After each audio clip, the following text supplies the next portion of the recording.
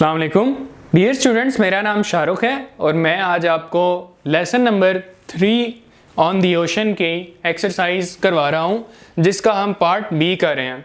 Part B में उसने क्या कहा है, हमें राइमिंग वर्ड्स पूछे हैं, ऐसे वर्ड्स जो हम आवाज़ हों जिनका साउंड तकरीबन सेम हो, जो आपस में मिलते जुलते हों। तो उसने हमें वर्ड्स दिए हैं ड्रिंक।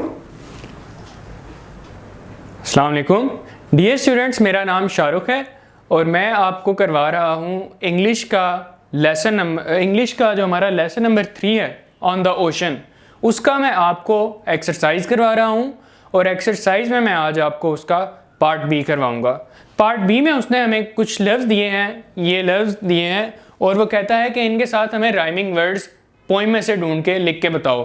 तो राइमिंग वर्ड्स ऐसे लफ्ज़ होते हैं, राइमिंग वर्ड्स जिनकी साउंड एक जैसी हो, जिनकी आवाज़ मिलती जुलती हो। तो सबसे पहले उसने हमें दिया है ड्रिंक।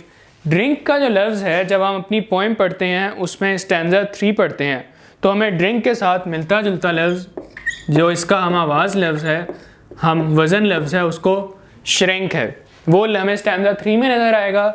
उसके बाद दूसरा लफ्ज़ उसने हमें ओशन दिया है। तो जब हम पोइम को पढ़ते हैं तो हमें सेकंड स्टैंजा में ओशन का राइमिंग वर्ड नज़र आता है, वो है मोशन। और मून, जब हम पहला स्टैंजा पढ़ेंगे तो हमें मून का राइमिंग वर्ड मिलेगा नून। तो इस तरह से हमने ये वाली एक्सरसाइज करनी है, हमने इस तरह राइमिंग साउंड जो हैं, राइमिंग वर्ड्स जो हैं, उनको ढूंढना है और इन वर्ड्स के सामने लिख देना है।